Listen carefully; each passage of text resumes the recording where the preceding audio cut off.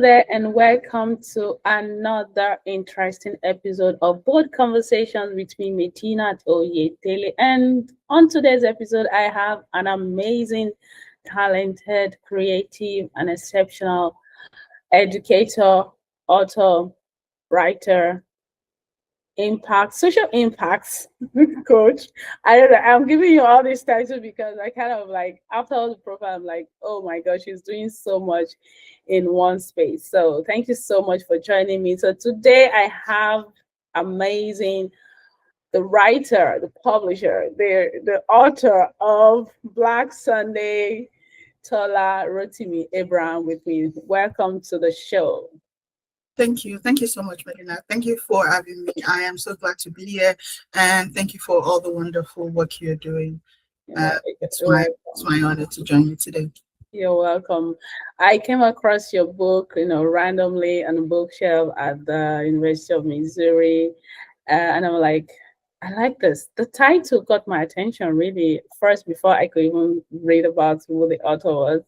And then I'm like, okay, it will be nice having her on board. And then here we're doing this. And it's so amazing because I'm privileged to have you around. Thank you so much. So let's get started. Who is Tola Rotimi Abraham? Yeah.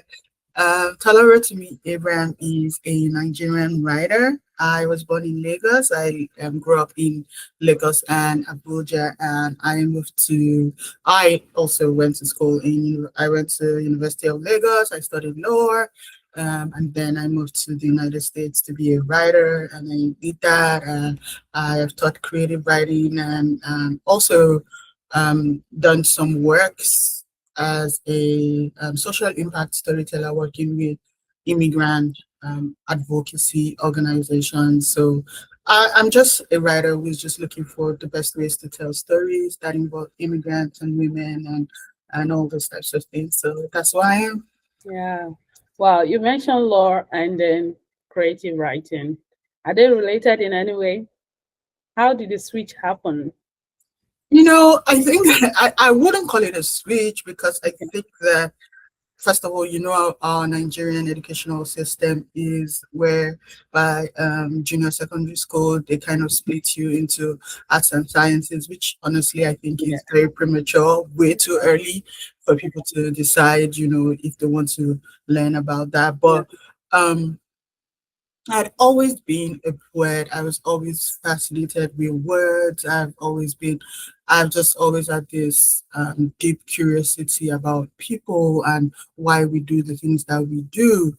And I remember after we took junior WAEC, I was one of the few people who, I think I won't even say few, I think I was the only one who got placed in science classes that decided to go to arts class. And I remember I had this instructor because I was in a military school, and he was so angry with me. And it was like, what does your father have to say about this? And I was like, my father, he doesn't care. He was so angry. He took it personally. And because I was his favorite student in GS3, science, whatever. But I just knew that I just had this very deep, lasting curiosity about the world and the world of people, not the world of things, not like force and motion and mass and friction, no, but the world of people and the way we think and systems and things like that. So but then when I was graduating and whatever, law was just the obvious choice because that is the most competitive thing you can go into if you are an art student, in Nigeria. So it wasn't like out of love for law particularly. It was just like the most competitive thing that you could choose. But I really ended up, loving it so much. When I went to Unilag, I did very well. I did extremely well. I think I won prizes every year as a law student in Unilag. But I think that my first love has always been the words.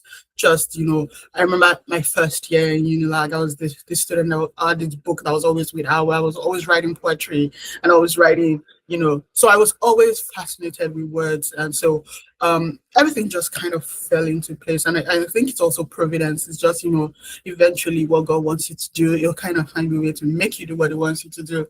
Interestingly, Yes, so for me, it's just what I've always had a curiosity about doing, and I feel very grateful that I can live the life of a writer right now. And I think that every good thing that has happened to me in my life has been really tied to choosing to do this work as a writer. So thank you. Wow. I mean, sometimes when I pick my guest, I sometimes wonder why am I so glued to this person? And then you mentioned something briefly, and there I caught it like, oh, so this is why. So I was also a science student till my till my SS3, and then at a point my French teacher was like, "You are a great communicator. What are you doing in science class?" And then he was the one that started, the twisting of no, you're moving from science to this, and so now I see why I connect so well with you. You also mentioned your father. I can see already that you kind of had this father who was open to, okay, is this what you love to do? Do it. So it was your background. How was the background like growing up that encouraged you to go into writing? Because writing is not something any parents, if I look at maybe this generation, but like the generation we are in, we were, you can't come out and say you want to be a writer and then you'll be applauded. So what was growing up for you like? Did your father really encourage you going into becoming a writer? Oh yeah, I'm gonna break you out a little bit because I did not have support in the sense that um like you're right, absolutely. It's very non-typical for the average African or specifically Nigerian parent Mm, to encourage that. Um, I mean, even after being a college professor, even now when I speak to my father, it will be like barrister, barrister. When are you going to go back to the law? But yeah, but it's not. So it's not always. Um, and I think it's important to also maybe talk about that support doesn't always look like what we think it looks like. So support mm, isn't always, hey, you go girl, go do that, right? mm, Because I would also think about that some of my love for writing came actually from my father, in the sense that I remember that when I was really young and I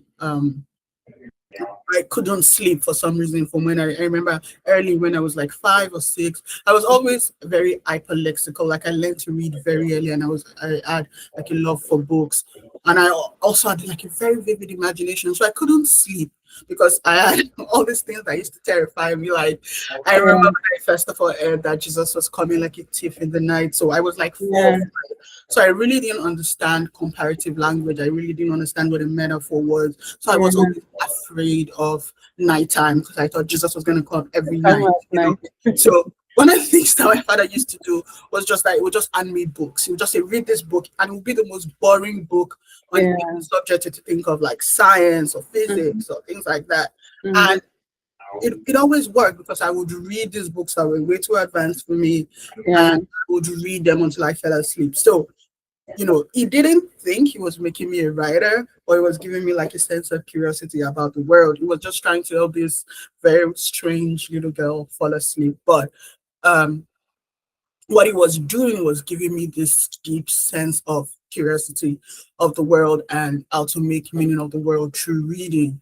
And so yeah, so even I do not think I never really did have like a support or a foundational structure at home. I didn't really know any writers. I didn't even know the pathway to becoming a writer. And um looking back, I wish I had done that because I didn't need to spend like 5 years being a writer, another one in law school and doing all of those things.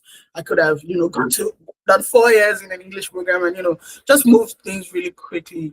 Um, but I think that we are, at the end of the day, an amalgamation of all our experiences, whether positive and negative. So in very interesting ways, just because I did not have like the typical process that I think maybe the average writer had, which is like maybe they went to creative writing classes as a child. And when I talk to many people here in America, they did this competition, they won this prize as a kid, and they read all these books and I didn't have any of that, but somehow we ended up in the same programs and in the same competitive processes. So I think that my process was fine, but I no, I did not have that. But I think I had parents who, for the better part of it, valued education and also just being diligent at whatever it is you found to do. Wow. I'm tempted to say you look like a Jeboti. So for our viewers, a Jeboti is like a kid from a rich family. So have you ever had any setback, really? Oh my God, you have no idea. It's so funny. Because I think that a lot of it's true. It's very Nigerian. There's this. I wouldn't say that I grew up in a rich family. Interestingly, I'm very familiar with poverty, but I'm also I think I also have a very interesting but also very Nigerian story because when I was younger, my family was, I would say, middle class. So my both parents were working. My dad um, is a vet doctor. He had a job. My mom worked for a government organization. We had a fairly middle class background. We had cars, we had drivers, those types of things. But somewhere along the line, military, jobs lost, we became very poor. We lived in an uncompleted, unfinished building. We had to um, um, borrow, just all sorts of things. So I've experienced almost every type of Nigerian life, which I think gives me a very unique perspective. So I know a lot of things I'm talking about. So when I wrote stories about poor children, I could draw a lot from my experiences. So I wouldn't say that I come from a rich background in the sense that my parents also didn't have generational wealth, right? So it's not like my parents had wealth coming from and but the only thing they did have that I think might be the separation for me and maybe people my age, because I'm 40 years old, might just be that I had college educated parents, which might be the difference because my father is was a vet doctor that went to University of Ibadan, graduated in 1979. So that is the only difference that I say. Well, but we all know that in Nigeria, having education didn't necessarily translate to being wealthy because of the way our government worked. So I definitely didn't grow up rich, not by a long shot. I actually experienced a lot of poverty, severe poverty, for most of my life, actually. So yes. All right. So I was happy I was able to get that off my mind. You're like, she looks like a Djibouti. She might not understand what we're saying. I'm definitely happy that you were able to pull that through. So, did these challenges, did they shape anything at all in what you're doing today? Did it have any impact? Absolutely, absolutely. I think in many ways it shapes the stories that I'm willing to tell, the stories that I feel compelled to tell. Because a lot of time, in fact, when you come through, there's always this debate in African literature. I don't know how much you know of it, but a lot of times people are like, oh, every African writer is always telling stories about poverty, and is poverty our only story? And while I recognize that poverty is not our only story, because we live in a country, or we are from a place where there's such great poverty. Poverty is a very substantial part of the African story, especially the Nigerian story. And you cannot tell a fish not to write about water, right? So I think that, yeah, there's sometimes, yeah, Ajabota children will write about poverty because they think that, that's what everybody wants to read about um, from Africa. But you can't tell somebody like me who knows what it is to go to a public school where there are no toilets, where we have to go into the bush to do number twos and set it on fire. not to write about that experience. Like I can't relate to those of you who went to, boarding schools with working, WC systems. I can't relate with that. I want to I have to write about what I know, but I also know that I am not trapped with what I know. I love the ability to imagine a collective prosperous future, but I'm also obsessed with examining what we experienced and how it shaped us the way that we are, right? So I think that a lot of my experiences, because I think it's true for all of us, our experiences shape our curiosities. I am very curious about, for example, people who experience poverty, then grow up lacking in compassion for poor people, right? Because if you experienced hunger, how do you grow up and have money and you don't give to anybody in need, right? What kind of person becomes that? So when I write stories, I sometimes I compare two people. One person who grew up poor becomes compassionate, becomes helpful, and that person who grows up poor becomes wicked, becomes the same type of person that they grew up to avoid. So I think that my experiences definitely shaped my curiosities, the types of stories I find compelling, and the type of stories I want to write and read about. Yeah. So Wow. I think like I usually will go back to my videos and then watch it myself as a video. And I'm already feeling like there's so much you said in one answer that I really need to go back to. But I would also like to say that why did you choose creative writing out of the other genre that you could have chosen to be known for? um you know what? I do not know. Hmm, I humbly want to say this without any sense of grandiosity. I firmly believe that creating writing chose me, in the sense that, I just strongly feel compelled. And again, it's so difficult to even talk about this because I've only written one book, and honestly, my goal is to publish a book once every 10 years. So I'm not going to be like a John Grisham or a Stephen King, writing every 2 years or things like that, because that's not. I don't think that's my calling. But I think that I want to. My goal is to write something that is written for the African, West African, Nigerian writer, because there's so much that's been written about us, right? There's so much that is written to us, but I don't think there's enough that is written for us.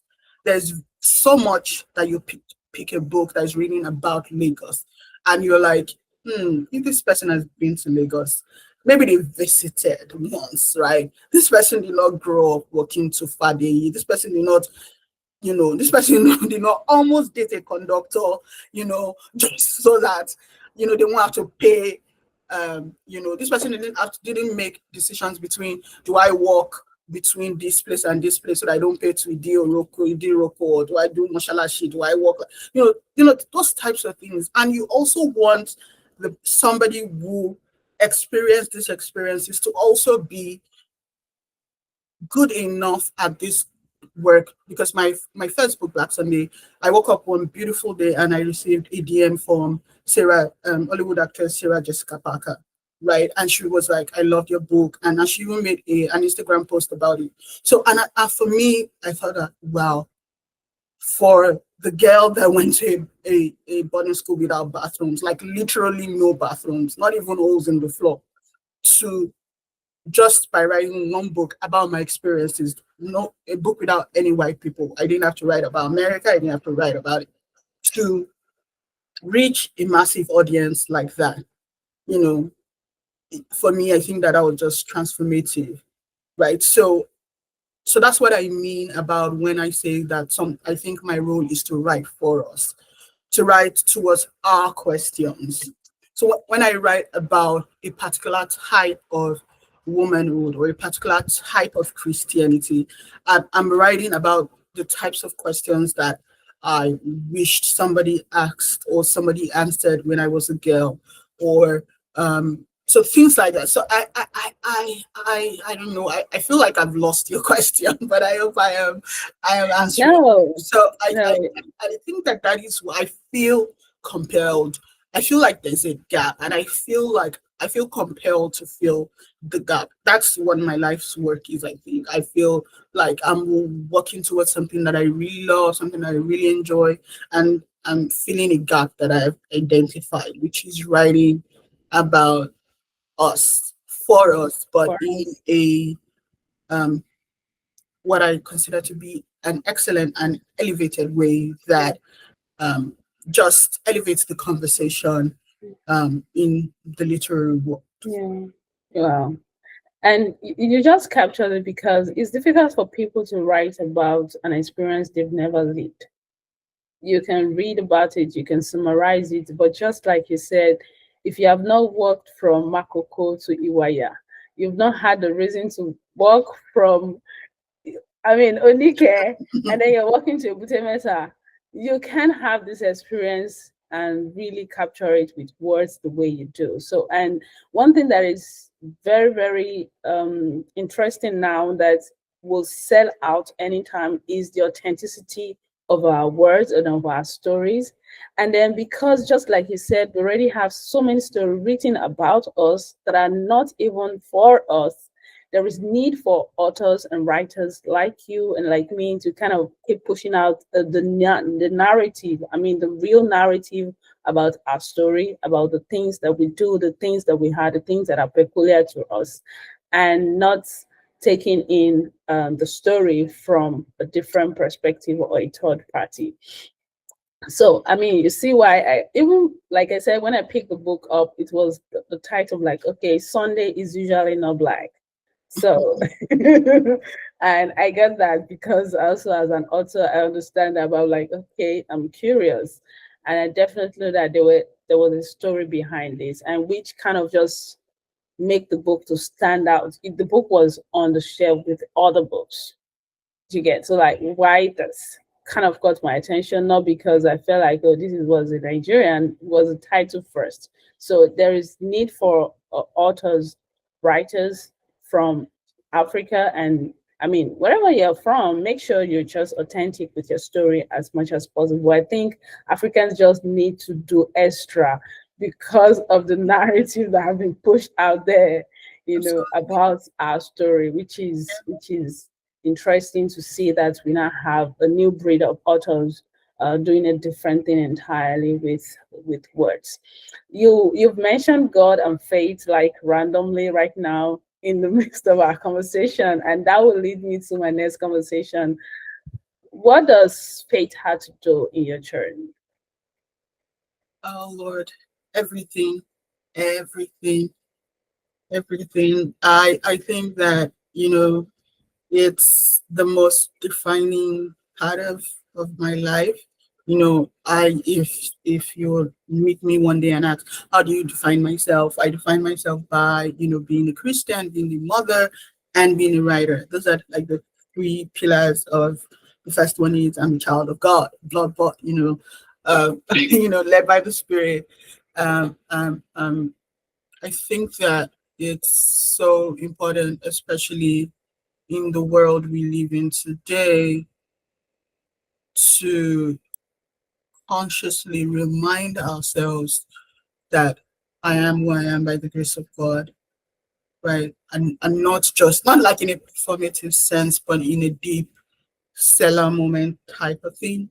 In the come to myself, remember that I am who I am by the grace of God. Because no matter what, nobody really knows you like you know yourself, like God knows you, right? So no matter in the middle of acclaim or in the middle of rejection, God has to be the source of your self-regard and your self-esteem. So for me that's my center, my relationship with Jesus, my and of course it's nothing. I'm 40 years old, and so what my relationship with Jesus Christ looks like now is so different from what it looks like from when I was 20, right? Even though I was born in a Christian family, my parents were SU, right? And but my personal relationship has changed so much. for the better, hopefully. But I am. It's everything. It's my worldview. It shapes a lot of the ways that I do work, what I do, what I don't do. Yeah. Wow. I mean, like you just take me like it's a spiral flow of conversation, and then in one conversation I'm picking another answer. So this is a golden question that I want to ask you. And I'm sure you've heard about it many times. I heard about it growing up and I'm still hearing about it. How do you balance motherhood, work, your life, your career, and everything in between? Oh, you know what? I think that truly, this is one of those questions that I think like every decade you would have a different answer, to be honest. Because if you had asked me like right when my child was like 1 or 2, which was like, and my story will be different because I am a lone parent. I'm a single parent. So I'll tell you immediately, there's no such thing as balance, right? My whole life was thrown out of whack, right? And I think that, and for me, fundamentally, that's the truth. The thing about being a parent is that it's going to be the most spiritually rewarding work you do. It's one of the few things that God would ask you about. He would ask you, the souls that I committed to you, and what did you do with them? Apart from your soul, right? Um, and so I think that I just think that if you set up yourself for balance, you will be greatly disappointed. So the first thing is to remove balance out of the equation. So the other thing is priorities, right? Am I meeting each priority as so once you have your so it's priorities, then it's also seasons, because your ability to meet priorities when your children are really young will change compared to now. My child is in high school, is old, is independent. It's completely different from when it was a toddler, or when he was in elementary school. So I think for me, it's never been a question of balance. I like forced me quickly to accept that, like brutally, that there was never going to be any balance.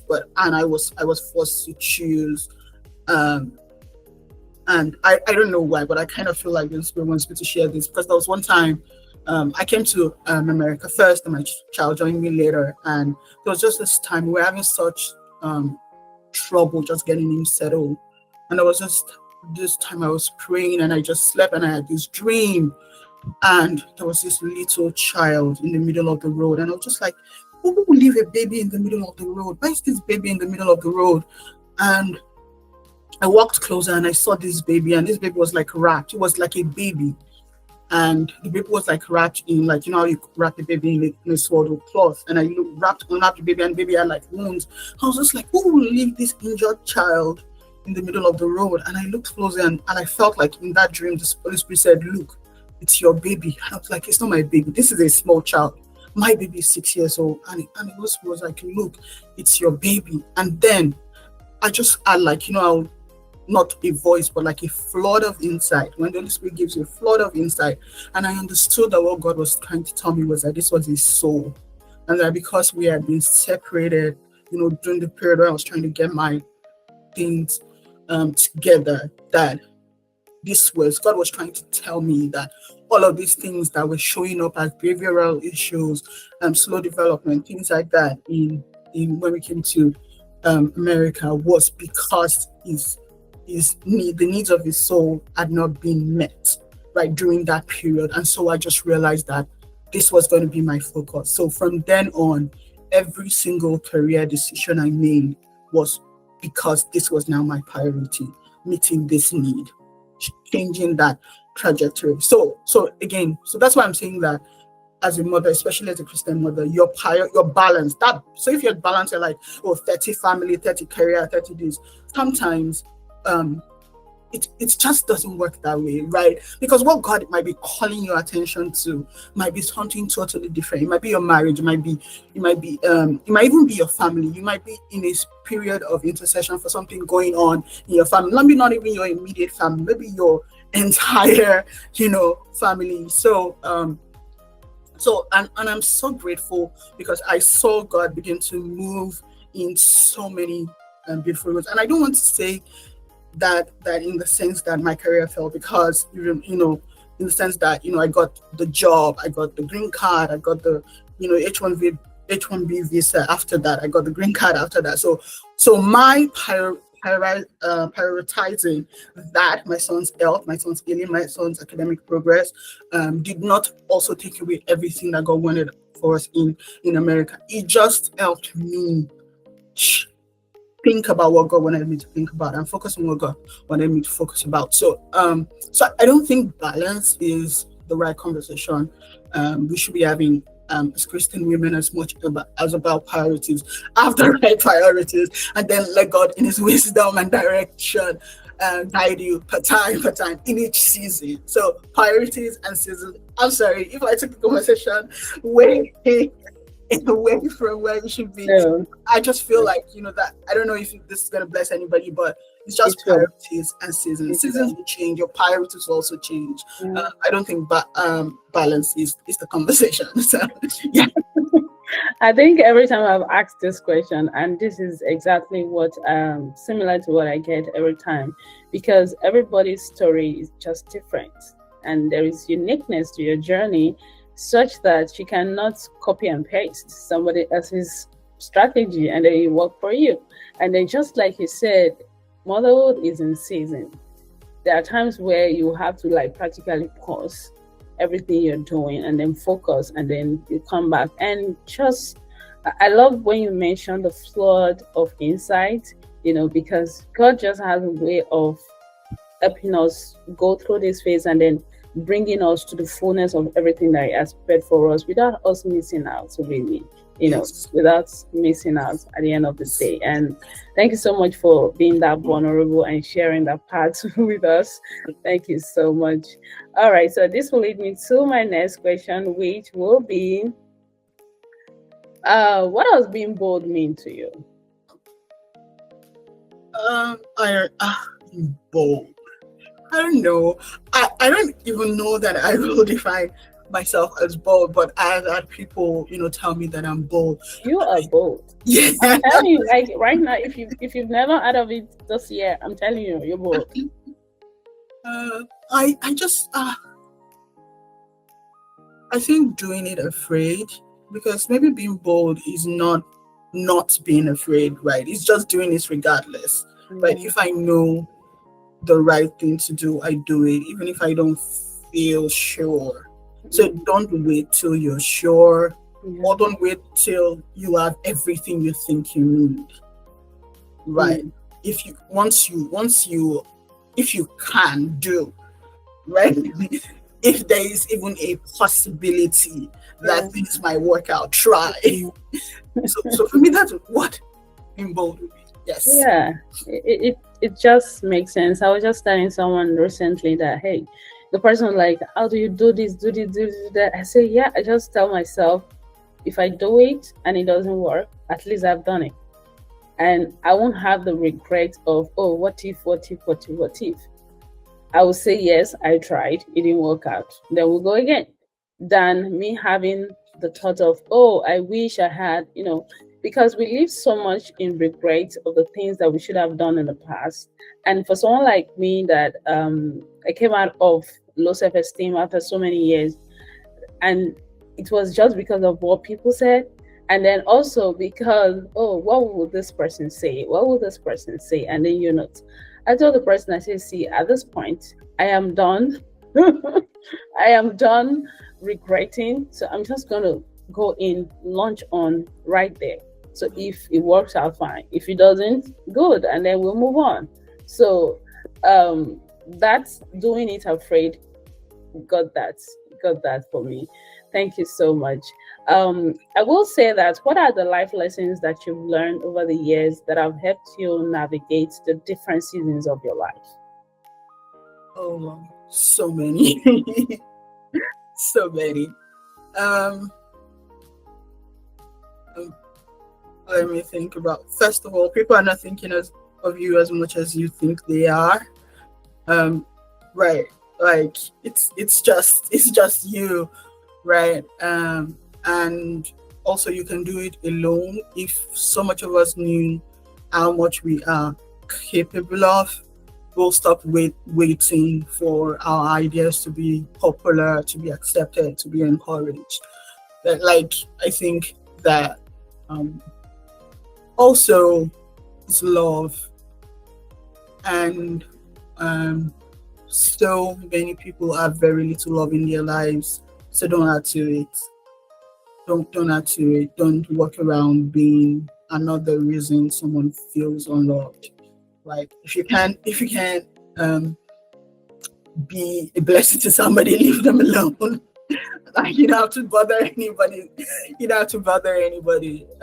That's just, and don't take for granted every good thing you have in your life, because I think that some of us think that everyone else has that thing, right? Some people, some good things in our lives we think is typical. Like, if you have a loving parent or an encouraging spouse, some people think that it's just normal. So don't take for granted everything you have in your life, and not just because it will be gone, because by the grace of God every good and perfect gift will last, but just because it's rare, right? Not everybody gets the chance to love or be loved. um, what else? Just so many lessons, so many lessons. Just be very conscious about relationships, about seeking knowledge, about reading. Oh God, please read. Even if read, especially reading about people that you disagree with, because there's so much happening right now and everybody wants to contribute in political conversations. But here's the thing, like, if you do not read to even know what the other side thinks, but you're talking about it, in some ways, to me, I consider it being a false witness, because you don't even know what people think, but you are saying all of these things about them. And so I think that when the Bible says study to show yourself approved, it doesn't just mean the Bible. Yes, read the Bible. Please read the Bible. You'll be surprised how many people are Christians but do not actually study the word, right? So read as much as possible. Read the Bible. Oh God, please read the Bible for yourself. But also read as much as you can find, and not just chat GPT summaries, but that's it. Please read everything you can find. Yeah. Uh, these are golden nuggets, and you just got me from the first sentence when you said people are not really thinking about you the way you think they are.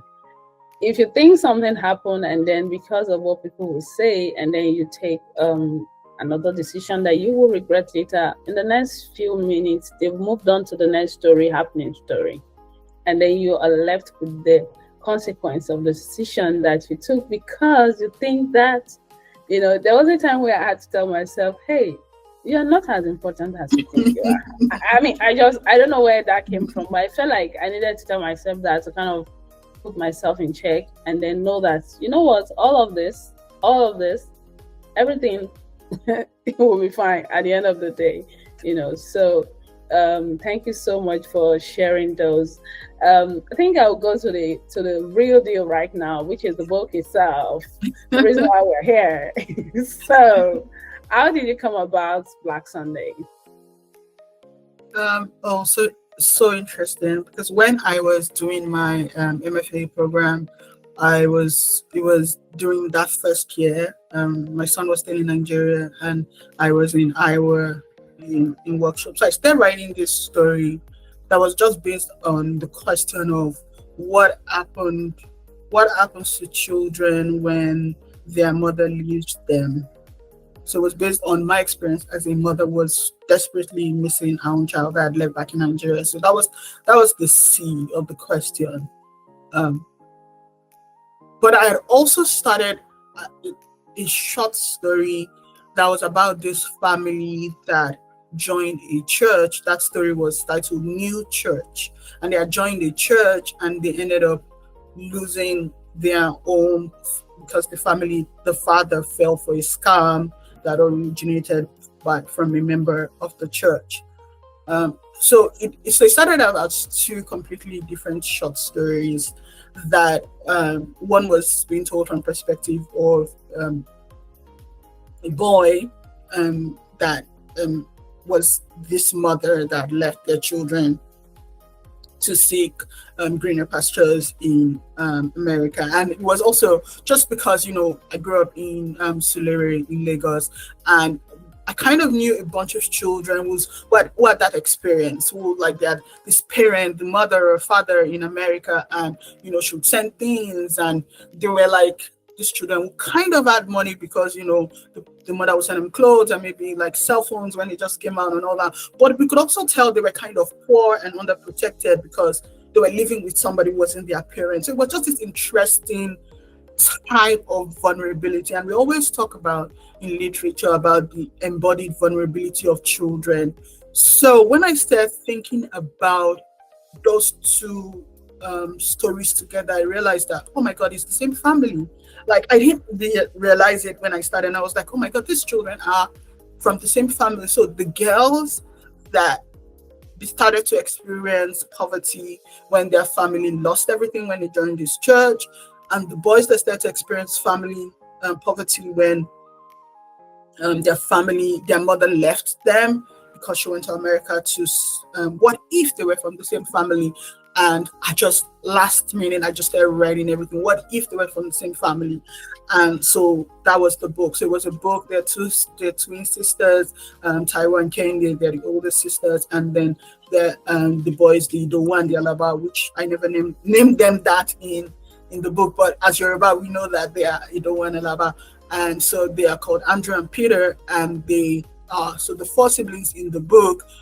They add this, so they start out this way. They're middle class family, and everything is going well. Their mother has this job. Their father is kind of an entrepreneur. He's not really good with business, but their family is still fine because their mom works in oil and gas. And so when she loses their job, everything is going fine. They're still keeping up, and then there's this scam where somebody promises to wash money which is a very Lagos thing, wash money for the father. So the father takes a loan using the house, and they're going to wash these dollars for him, and he's going to be very rich, and he sells the house and everything goes, whatever. So the mom one day just wakes up. So anyway, you read the book. So the entire thing is just this examination of what now happens to children raising themselves in Lagos when their father and their mother kind of disappear. And so just an examination of what kind of adults did they become. So the entire book goes through the process of their adulthood and their childhood, and we follow them as they become adults. And so that was the process of writing this book. But for me, it was also just an opportunity for me to revisit the Lagos I grew up in. The Lagos, when I was a child in Lagos, it was before we ever even had Okadas. Like I remember I used to be able to walk to the market, so I was trying to, and I remember the very first time I had Plantation Boys, Remedies. So I was trying to recreate, at least on page, that feeling, the feeling that you had when you realized that Nigerian music was never going to be the same again. I was creating, so these children, I placed them around, they were my contemporaries. I placed them around the same age that I was, and I created, not exactly Lagos, but kind of a similitude of Lagos around that time. And I had them walk the streets and, fall in love with this music and experience this poverty and just move all the way, and Lagos change around them and grew up into adulthood. So that was what that story was about. Yeah. Wow, it's nostalgia, right? It's very nostalgic for me. Yes, what's the out of nostalgia? It's very, very nostalgic for me, and I'm just like creating the memory in my head, like, oh my God, Plantation Boys and all of that.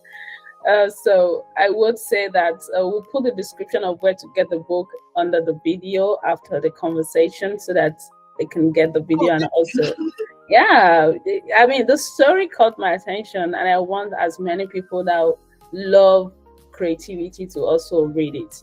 It's worth reading. I would ask this question. I love this question because I always bring out the juicy part, which is, what will you tell your younger self? Um, Girl, stop crying. Mm. Everything's gonna work out. Really, that's what it will be. Stop crying. You're crying so much. Everything's gonna be fine. But Mm. yeah, but it's you are stronger than you know. You have no idea how strong you are. Mm. Just start believing in yourself quicker. You are Mm. stronger than you know. That's it. Wow. Thank you so much. How would you wrap this conversation up? How would you wrap it up? I will wrap it up by saying thank you. Thank you for the work you're doing. I hope you continue to do this, and I hope that your platform grows and reaches so many people, and you get both wonderful people to interview and so many viewers.